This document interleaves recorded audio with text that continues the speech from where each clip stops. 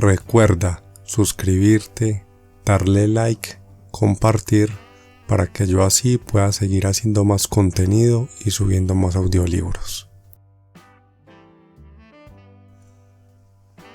Rambo, tercera parte, capítulo 20. Rambo se arrastró entre las zarzas, sufriendo agonías, rumbo a la casilla de madera.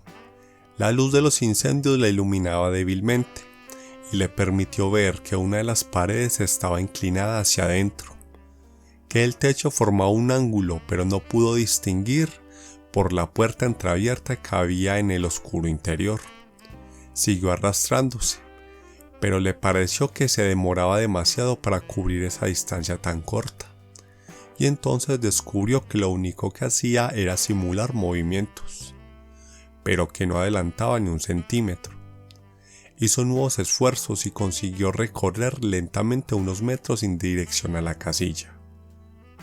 Pero cuando llegó a la entrada oscura no pudo entrar. Se parecía demasiado al agujero en el que lo habían metido cuando lo hicieron prisionero durante la guerra. Oscuro, reducido y estrecho. Lo hizo recordar también la ducha en la que Tetley lo había obligado a meterse y la celda en la que había pretendido encerrarlo. Es verdad que ambas estaban bien iluminadas, pero había sentido idéntica repulsión. Pensó en todo lo que había estado tratando de evitar y en lo cansado que estaría el haber imaginado que podía resistir allá adentro. De todos modos no podía ni siquiera soñar en resistirse en sus condiciones. Había visto morir a demasiados hombres de heridas de bala como para ignorar que su hemorragia los llevaría a la muerte. Seguía sintiendo el dolor en el pecho, en la cabeza, acentuado agudamente con cada latido de su corazón, pero sus piernas estaban frías y adormecidas por la pérdida de sangre, y por eso le costaba arrastrarse. Sus dedos estaban insensibles como también las manos. Los nervios de sus extremidades parecían haberse paralizado gradualmente. No le quedaba mucho tiempo de vida, pero por lo menos todavía podía elegir el lugar para morir. No iba a ser allí, como si tuviera esas ganas de morir. Estaba débil, pero no iba a ser allí, pensó de nuevo, como si estuviera en las galerías. Estaba decidido a no experimentar otra vez esa sensación. No, sería en terreno abierto, donde pudiera ver el cielo con claridad y aspirar el aire puro de la noche. Avanzó hacia la derecha de la casilla, introduciéndose penosamente entre la maleza. El lugar indicado. Eso era lo que buscaba. Un lugar confortable y acogedor, adecuado a él, tranquilizador. Tenía que encontrarlo antes de que fuera demasiado tarde. Una depresión libre de malezas y del mismo largo de su cuerpo le pareció bastante tentadora, pero cuando se acostó en ella, apuntando con la cara hacia el cielo, la encontró demasiado similar a una tumba. Ya tendría tiempo de sobra para estar en una tumba. Necesitaba otro lugar, totalmente opuesto a ese. Un lugar alto, sin límites, para disfrutar de esa sensación durante sus últimos momentos. Siguió arrastrándose y pudo ver entre la maleza, un poco más adelante, una pequeña elevación. Cuando llegó arriba descubrió que era un montículo cuyas pendientes estaban cubiertas de maleza, pero en la parte superior había un claro cubierto por las hojas secas del otoño. No era tan alto como lo que él buscaba, pero era más alto que el resto del terreno, y se sintió muy cómodo al acostarse sobre el pasto, como si fuera un colchón relleno de paja. Miró las nubes. Las miró una vez más. Las extraordinarias formas anaranjadas que dibujaban las llamas contra las nubes de la noche. En paz. Este era el lugar indicado. Su mente estaba en paz por lo menos, pero el dolor aumentaba, torturándolo, en contraste con la insensibilidad de sus piernas y brazos.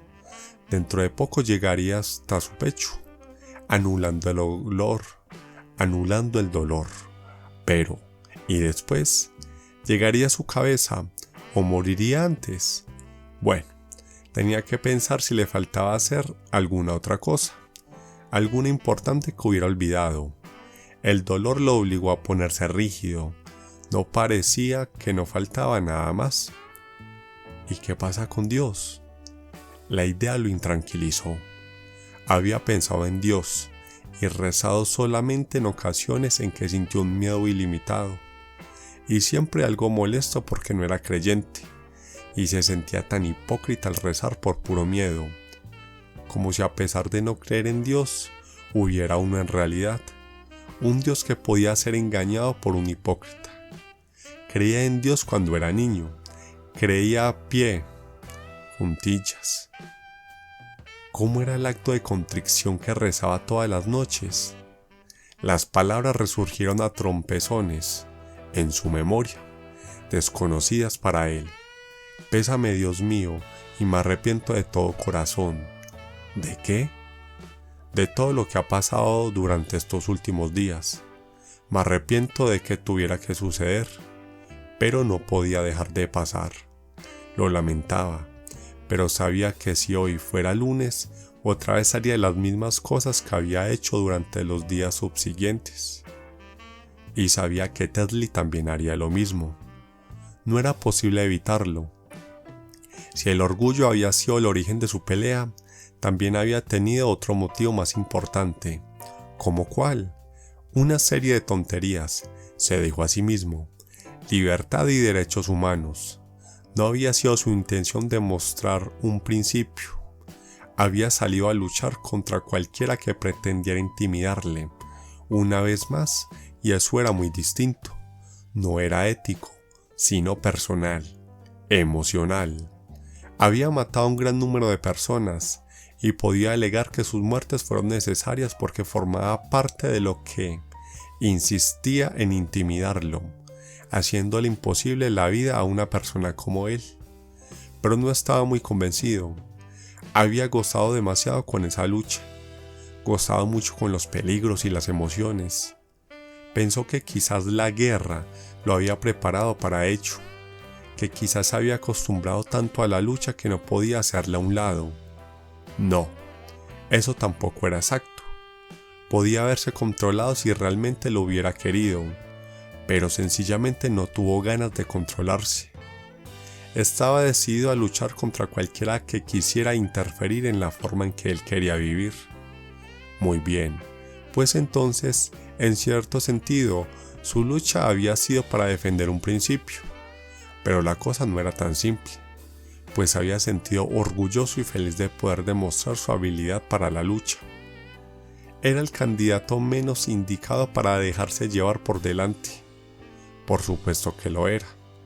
Y ahora estaba muriéndose y nadie tenía ganas de morir.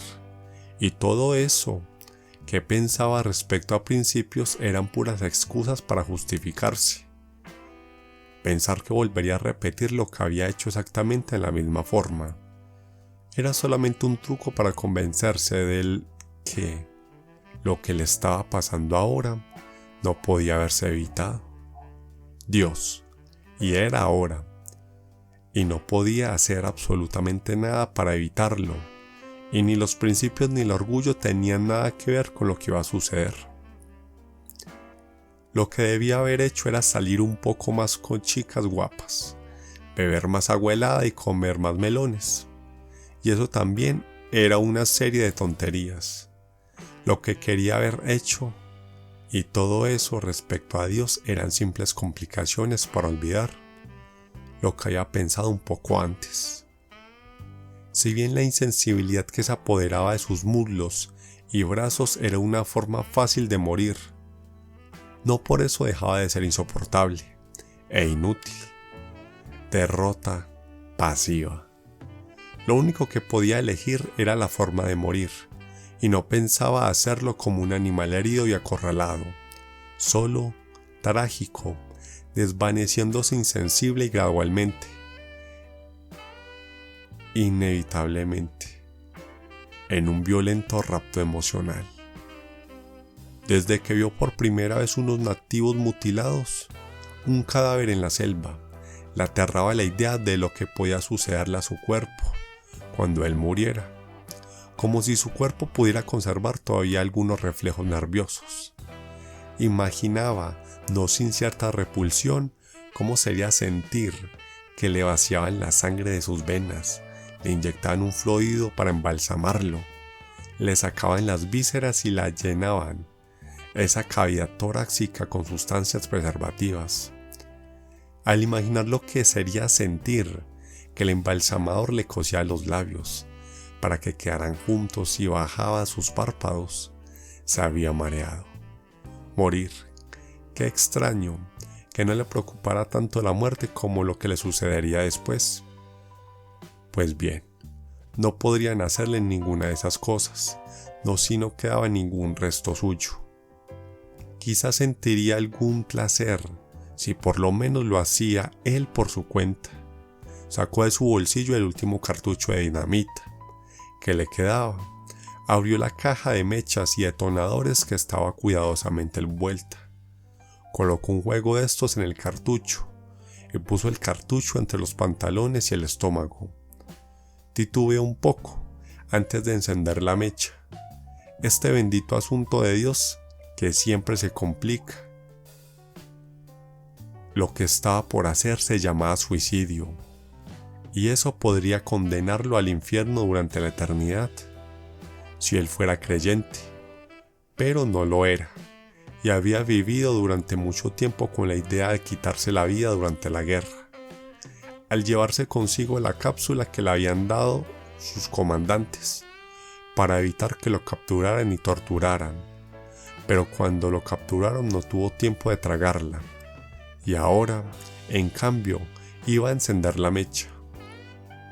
Pero, ¿y si Dios existía? Bueno, si Dios existía, él no podría culparle por ser fiel a su incredulidad. Una fuerte sensación le esperaba todavía, sin dolor, demasiado veloz como para sentir dolor, un relámpago destructor y nada más. Por lo menos eso ya era algo. La insensibilidad había llegado ya a la ingle.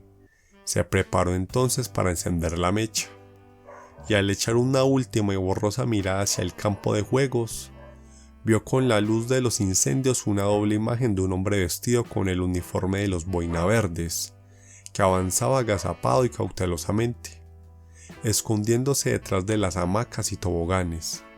Llevaba un rifle, o una escopeta de caño recortado. Los ojos de Rambo no le permitieron distinguir cuál de las dos armas era, pero pudo darse cuenta de que era un uniforme de boina verde, y comprendió que era Trautmann. No podía ser ningún otro, y detrás de Trautmann, tambaleándose por el campo de juegos, sujetándose al estómago, venía Tesli. Tenía que ser él. Avanzaba a trompezones hacia el armazón triangular de un juego de barras. Y entonces Rambo comprendió que tenía un modo mejor de morir. Fin del capítulo. Recuerda suscribirte, darle like, compartir, para que yo así pueda seguir haciendo más contenido y subiendo más audiolibros.